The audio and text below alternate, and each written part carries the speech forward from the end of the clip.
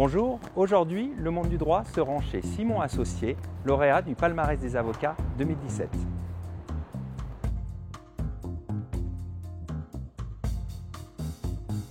François-Luc Simon, bonjour. Bonjour. Vous êtes lauréat d'or du palmarès des avocats 2017 en distribution.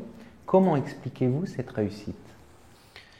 Alors, l'expliquer, ce serait sans doute prétentieux de donner des clés, mais en tout cas, ma conviction profonde et ce qui fait tout l'intérêt de notre métier aujourd'hui, c'est qu'il y a des mutations profondes qui se sont dessinées ces dernières années. Le profil de l'entreprise et de la fonction juridique dans l'entreprise a profondément changé, et par le fait, le profil de l'avocat a ou devrait changer. Le profil du juriste d'entreprise, du directeur juridique a changé parce que, à la fois en termes d'organisation et de fonctionnement, d'organisation parce qu'il est mieux formé, il a davantage d'informations qu'il n'en avait auparavant, il est déjà au courant de tout, en permanence, en temps réel, il a des équipes qui sont beaucoup plus étoffées, beaucoup plus compétentes et beaucoup plus spécialisées, avec des budgets parfois qui vont naturellement avec. Donc ce client, finalement, par le fait, nous interroge sur des sujets qui sont de plus en plus compliqués, puisque les sujets les plus simples, il les absorbe lui-même en interne, ce qui explique qu'il y a un accroissement du nombre de juristes en entreprise, et nous, on récupère les dossiers les plus compliqués. De ce fait, notre profil doit changer. On doit faire face à cette exigence accrue. Et le profil de l'avocat, aujourd'hui pour moi, c'est l'avocat hyper spécialiste. C'est ça la solution de l'équation, il me semble. C'est d'être hyper spécialiste. Mais hyper spécialiste, c'est pas seulement je connais très bien mon secteur d'activité, la distribution en ce qui me concerne, c'est je connais aussi l'écosystème, les acteurs, la sémantique, la manière de procéder, la manière de penser. C'est pas préférable aujourd'hui de connaître tout ça, c'est indispensable si on veut y arriver et si on veut avoir une vision d'ensemble.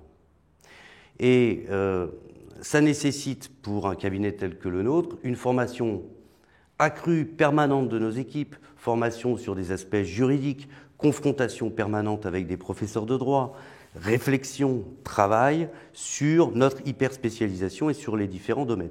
Dans mon équipe de distribution, ils n'ont pas tous les mêmes compétences. Il y en a qui, à l'intérieur de cette compétence, ont des hyper-spécialisations. Par exemple, on a les champions du monde des RFA. Ils font beaucoup de RFA, de problématiques de RFA. Tous les autres connaissent ces problématiques-là. Mais eux, on fait tellement de dossiers sur le sujet qu'ils deviennent hyper-spécialisés. Et j'essaye, un peu à l'instar d'une équipe de football, d'avoir mon attaque, mon milieu de terrain, ma défense, avec chacun des compétences propres qui correspondent à une logique d'ensemble. Et c'est ça qui doit nous permettre d'être réellement hyper spécialisés et de faire face à l'exigence accrue de nos directeurs juridiques et de nos clients. Et je salue, c'est pas parce que vous êtes là, mais les critères qui sont ceux du monde du droit et qui nous valent le plaisir de nous exprimer aujourd'hui sont des critères qui correspondent parfaitement à cette évolution. C'est, je vais peut-être en oublier, la disponibilité, la réactivité. Si on ne connaît rien à un problème ou si on connaît mal un problème, on ne sera pas réactif parce qu'on ne pourra pas répondre. L'innovation.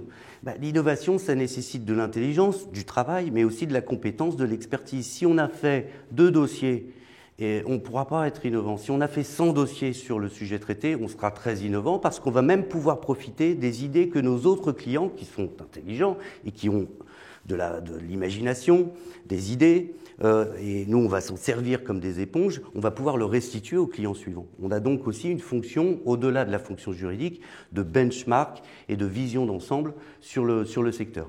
Et puis les autres critères, c'est la compréhension des besoins de l'entreprise, ce qui nécessite de connaître l'entreprise, ce qui nécessite de connaître les secteurs d'activité. L'approche sectorielle est extrêmement importante naturellement.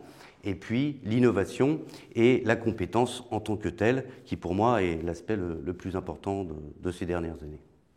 François-Luc Simon, merci. Je vous en prie.